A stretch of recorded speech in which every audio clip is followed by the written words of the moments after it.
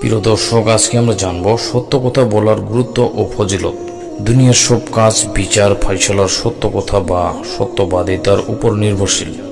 আসামি কিংবা বিচার প্রার্থী উভয় বিচারকের সামনে এই মর্মে হলফ করেন যে, যা বলিব সত্য বলিব, সত্য ছাড়া মিথ্যা বলিব না।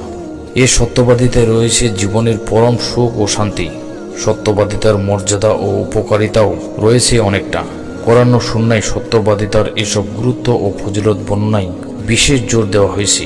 তা হল, সত্যবাদিতায় কোরআনের নির্দেশ, সত্যবাদীরাই আল্লাহকে ভয় করে।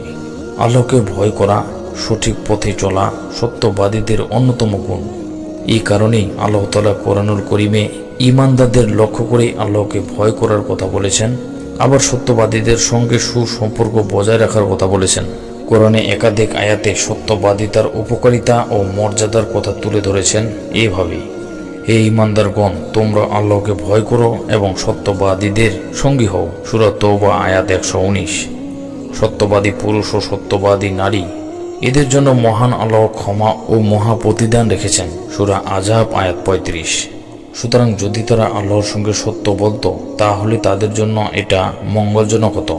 সূরা মুহাম্মদ আয়াত 21। হাদিসে সত্যবাদিতার মর্যাদা ও উপকারিতা। হাদিসে পাকে নবী করিম সাল্লাল্লাহু আলাইহি সাল্লাম মানুষকে সত্য কথা বলার নির্দেশ দিয়েছেন। সত্যবাদিতার অনেক গুরুত্ব তুলে ধরেছেন। মানুষকে সত্যবাদী হতে অনেক মর্যাদা ও উপকারিতার কথা তুলে ধরেছেন।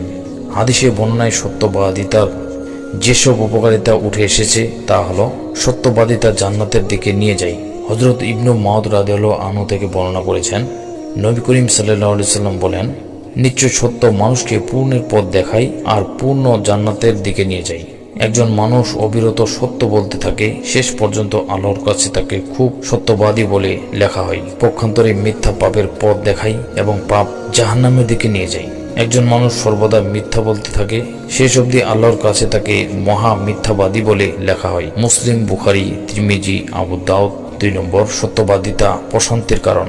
হযরত আবু মুহাম্মদ হাসান ইবনু আলী ইবনু আবি তালেব রাদিয়াল্লাহু আনহু বর্ণনা করেছেন, আমি রাসূল সাল্লাল্লাহু আলাইহি সাল্লাম থেকে এই শব্দগুলি স্মরণ রেখেছি যে, তুমি ওই জিনিস পরিত্যাগ করো যে জিনিস তোমাকে সন্দেহে ফেলে এবং তা গ্রহণ করো যাতে তোমার সন্দেহ নেই, কেননা সত্য প্রশান্তির কারণ এবং মিথ্যা সন্দেহের কারণ। তিরমিজি, নাসাই, মুসনাদে আহমেদ। 3 নম্বর, সত্যবাদিতা নবুয়তি গুণ।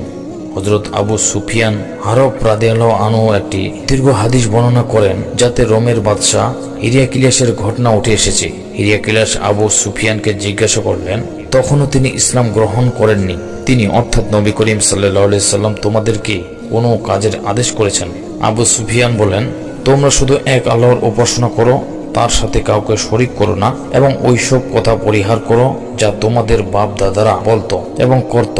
আর তিনি আমাদেরকে নামাজ পড়ার আদেশ দেন, সত্য কথা বলার আদেশ দেন, চারিত্রিক পবিত্রতা রক্ষার আদেশ দেন এবং আত্মীয়তার বন্ধন অটুট রাখার আদেশ দেন। বুখারী, মুসলিম, তিরমিজি, আবু দাউদ, মুসনাদে আহমেদ। 4 নম্বর, শাহাদাতের মর্যাদা পায় সত্যবাদী। হযরত আবু সাবেত মতান্তরে আবু সাইদ বা ইবনু হুনাইব রাদিয়াল্লাহু আনহু থেকে বর্ণনা করেন, নবী করিম সাল্লাল্লাহু আলাইহি সাল্লাম বলেন, যে ব্যক্তি সত্য অন্তর দিয়ে আল্লাহর কাছে শাহাদাত প্রার্থনা করবে, তাকে আল্লাহ তাআলা শহীদের মর্যাদায় পৌঁছাবেন, যদিও তার মৃত্যু নিজ বিছানায় হয়। মুসলিম, তিরমিজি, আবু দাউদ। 5 নম্বর, হযরত আবু খালিদ হাকিম ইবনু হিজাম রাদিয়াল্লাহু আনহু বর্ণনা করেছেন, রাসূল সাল্লাল্লাহু আলাইহি সাল্লাম বলেছেন, ক্রেতা ও বিক্রেতা উভয়ের জন্য ততক্ষণ পর্যন্ত চুক্তি পাকা বা বাতিল করার স্বাধীনতা রয়েছে যতক্ষণ পর্যন্ত তারা পৃথক না হবে।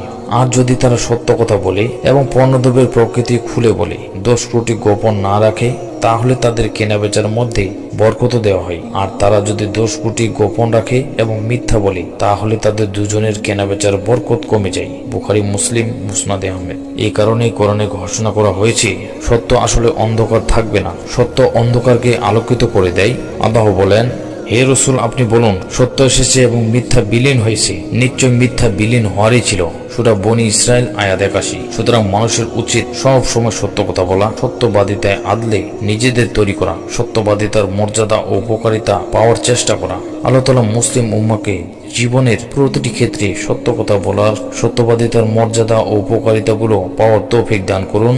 আমিন।